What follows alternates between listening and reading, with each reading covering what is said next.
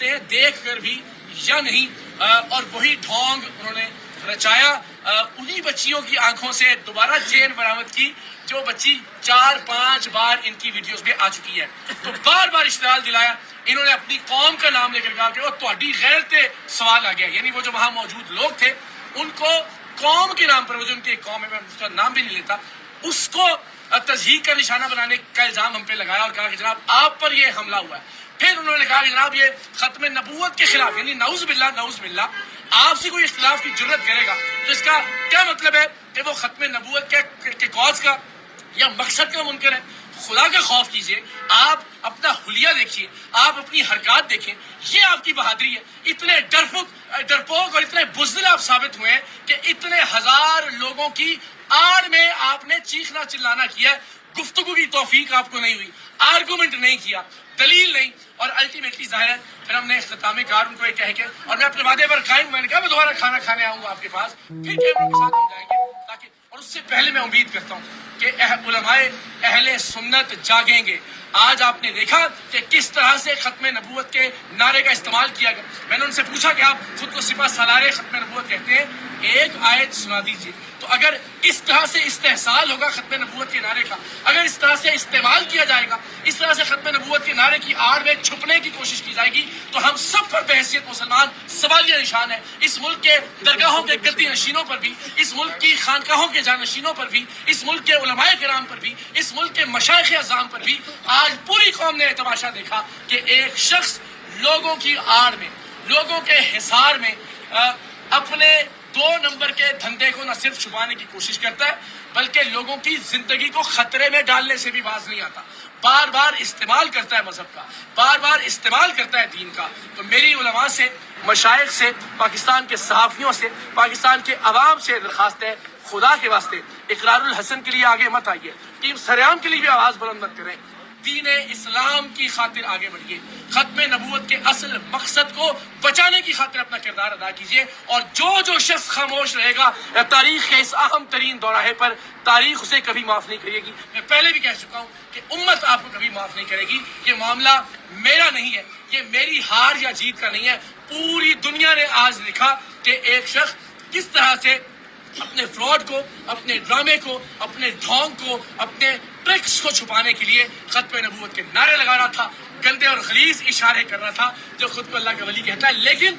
آپ سب جانتے ہیں کہ وہ اپنی ویڈیوز میں خود کو اللہ کا ولی کہتے رہے. آج کم سے کم ہم نے ان کے منہ سے یہ بات نکلوا دی کہ جی میں اللہ کا ولی نہیں, اور ظاہر ولیوں والی ان کے اندر کوئی بات بھی نہیں, اپنی کرامات کو بھی ثابت نہیں کر سکے. ایک آیت جو انسان قرآن مجید کی نہیں پڑھ سکتا, جس شخص نے آج تک کسی نماز کی امامت نہیں کروائی, اس شخص کے ہاتھ میں پروردگار کی ذات شفا کیسے دے سکتی ہے؟ اور وہی ڈھونگ جو اپنی مختلف ویڈیوز میں وہ شور مچا کے, اپنے لوگوں کی موجودگی میں تشدد کر کے, ہمارے لوگوں کو یرغمال بنا کے وہ ڈھونگ انہوں نے بار بار دہرائے. لیکن قوم بے وقوف نہیں ہے, ان کی حقیقت پہلے بھی جانتی تھی. لیکن میں نے اپنے اس دعوے کو سچ ثابت کرنے کے لیے اپنی جان ہتھیلی پر رکھ کر یہ آپ کو دکھایا کہ یہ شخص ختم نبوت کے کاز کو نقصان پہنچا رہا ہے, یہ شخص ختم نبوت کے کاز کے پیچھے چھپ رہا ہے. تو میری آپ سب سے درخواست ہے, تمام پاکستانیوں سے, امت مسلمہ کے تمام مشاہیر سے, تمام مشائخ اعظام سے, کہ میرے لیے نہیں, خدا کے واسطے محمد عربی صلی اللہ علیہ وآلہ وسلم کے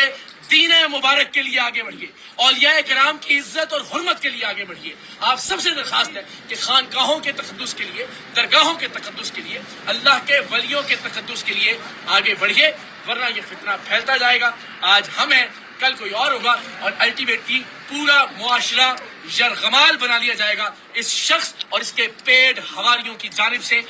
اداروں سے, ارباب اختیار سے, ارباب اقتدار سے میری درخواست ہے کہ خدا کے واسطے اس ملک کے لیے, ملت اسلامیہ کے لیے جاگیے, اپنا اپنا کردار ادا کیجیے. اور آخر میں سلام پیش کرتا ہوں اس پورے ریجن کی, اس ایریا کی پولیس کے جوانوں کو. آج یقین جانیے اگر یہ لوگ نہ ہوتے اور واقعتاً سیسا پلائی ہوئی دیوار بن کر یہ ان مذہبی خنڈوں کے سامنے کھڑے نہ ہوتے, تو یقیناً ہم میں سے بہت سارے لوگ آج موجود نہ ہوتے. جس طرح سے وہ غیر ذمہ دار آدمی جو خود کو قلندر دورہ کہلواتا ہے, وہ اشتعال دلا رہا تھا لوگوں کو مذہب کے نام پر, ختم نبوت کے نام پر. قوم فیصلہ کرے گی کہ ختم نبوت کو بچانے کی کوشش کس نے کی اور ختم نبوت کو نقصان پہنچانے والا کون ہے، لیکن علماء کو اپنا کردار ادا کرنا ہوگا. And once again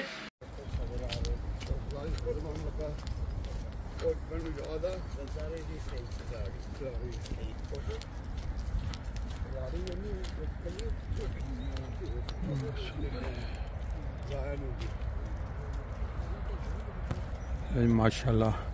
آج 15 فروری 2024 کی صبح فجر نماز اور درس کے بعد جو سحر ہے اس کا آغاز ہو چکا ہے. یہ اوپر آسمان کی طرف اگر نظر ڈالیں تو گہرے بادلوں کی وجہ سے وہ جو لائٹ اس طرح بڑا خوبصورت منظر پیش کیا کرتی ہے وہ تو آج نہیں نظر آ رہی، لیکن دن کی جو روشنی ہے وہ تھوڑا منظر کو سہانا کر رہی ہے. اور رات کے اندھیرے میں کل جو پاکستان میں یا پاکستان کی ہسٹری میں پہلی دفعہ ختم نبوت کے نام کے اوپر اپنے ذاتی مقاصد، دنیاوی گھنونے مقاصد حاصل کرنے والے ایک شعبدہ باز کو کل جس طرح سے اپنا سید اقرار الحسن نے ننگا کیا ہے، اس کا احوال جو ہے وہ آپ سنیں. یہ محترم اقرار الحسن صاحب کی زبانی وہ بتا رہے ہیں کہ کس طرح پہلے پارٹ میں آپ نے ایک حصہ دیکھا تو سیر صبح کی جو ہے وہ تو چلتی ہے روزانہ، لیکن اس طرح کے جو کام ہیں وہ کبھی کبھی ہوتے ہیں. ہو سکتا ہے کہ پاکستان میں یہ جو ویسے تو انہوں نے پہلے بھی کئی لوگوں کو ننگا کیا ہے جو قوم کا مال کھا رہے ہیں، فراڈ، کرپشن، پھر لوگوں کا استحصال، چھوٹے بچوں سے زیادتی، پیر طرح طرح کے، لیکن کچھ عرصے بعد وہ ماضی کا حصہ ہو جاتے ہیں اور وہ پہلے والا ہی کام پھر جاری رہتا ہے. لیکن انہوں نے بہرحال کوشش کی ہے، ایک کام جاری کیا ہوا. ابھی انہوں نے جو ختم نبوت کے نام پہ پاکستان میں لوگ اپنے ذاتی کاروبار، ذاتی مقاصد کو چلاتے ہیں، لوگوں کی جانوں سے کھیلتے ہیں، مال سے کھیلتے ہیں، ان کے عقیدوں سے کھیلتے ہیں، ان کو اگر ایک کے بعد ایک یہ اس طرح ننگا کیا جائے تو ہو سکتا ہے عوام کو کچھ شعور مل جائے. سنیں کہ کیا کہہ رہے ہیں یہ پارٹ 2 میں اقرار الحسن صاحب.